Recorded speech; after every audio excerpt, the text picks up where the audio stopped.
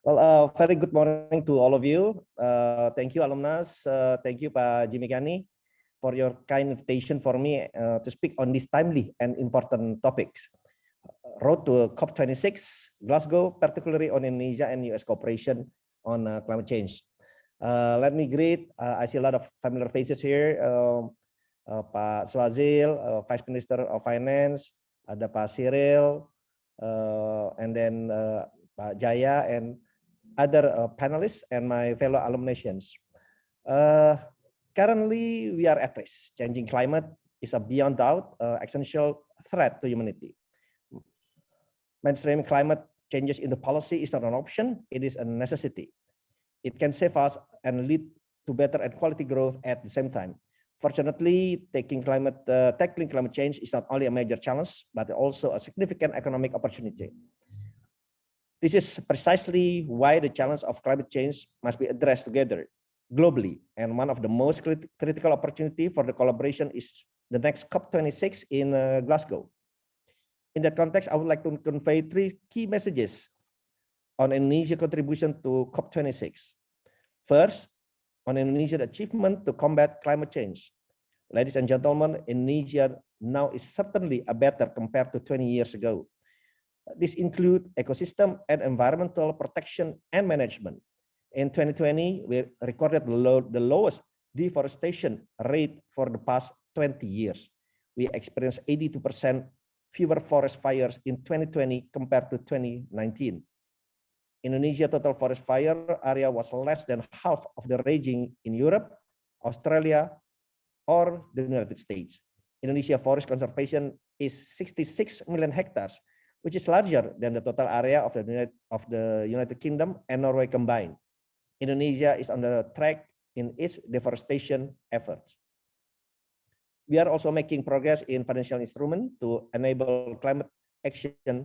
Indonesia has started climate budget tagging since 2016 at the national level, and recently we have started to implement CBT in 11 local government. In addition, Indonesia will soon have the regulation, infrastructure, and mechanism on carbon trading to address emission reduction in forestry, energy, and transportation. On international cooperation, one of the lessons of the recently terminated LOI on REDD+ between Indonesia and Norway is the partnership for climate must be based on equality, both supporting the interests of the developed and developing world. Failure to find the balance and failure to deliver the promises and pledge to support climate action in the developing world is not an option. Second, Indonesia and the United States leadership toward the net zero carbon emission.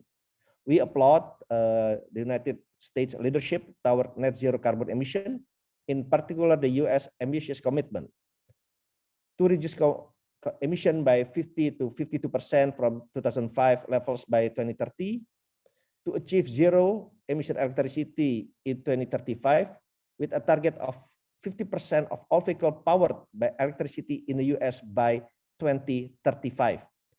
To increase the government annual climate finance budget for developing countries by secondfold and 3 times for climate adaptation financing by 2024, and encourage the realization of 100 billion annual climate finance commitment from developed countries, and conduct effort to strengthen investment in the US climate and energy resilience infrastructure sectors. It does clear that Indonesia and United States climate action are both bold, ambitious, and contribute to the global climate target. In that respect, there are significant economic opportunities for Indonesia and the US that can be realized when we carefully plan for our future climate collaboration. I would not pretend that I have the plan here today, but let me offer some thought for all of us. For alumni to ponder and find ways to realize this brings me to my third and last point. Third, opportunity and way forward, sustaining and leveraging international cooperation for climate action.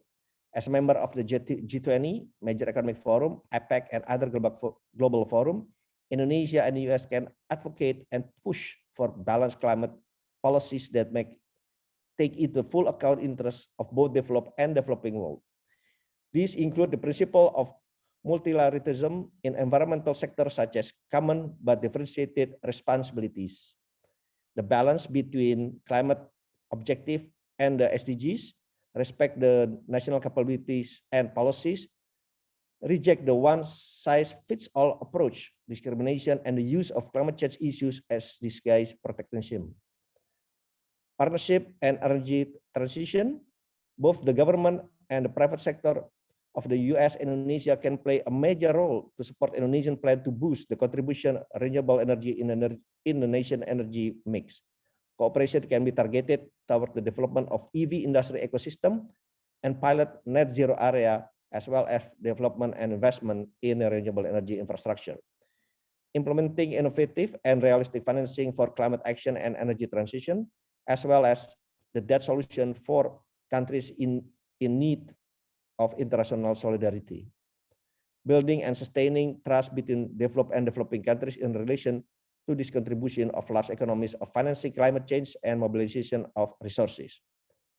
Game-changing incentive to boost private investment, support the use of renewable energy, development of technological innovation to support energy efficiency, capacity, and building technological transfer. Ladies and gentlemen, fellow alumnus, Indonesia renewed ambition to enshrine in Indonesia long-term strategy for carbon and 2050 is updated nationally determined contribution to achieve net zero emission by 2060. Indonesia will introduce both documents during the 26th session of Conference of the Parties of the United Nations Framework Conference on the Climate Change in Glasgow in November. The strategy needs to be support of all stakeholders in Indonesia, including my fellow alumnus and the respective institutions and businesses. It also needs the collaboration of our international partners, including the United States. Achieving environmental and climate goals indeed doesn't come easy and accessibly for most of us. That is why international cooperation is vital, and the contribution from alumnus to support this is very welcome. Thank you very much.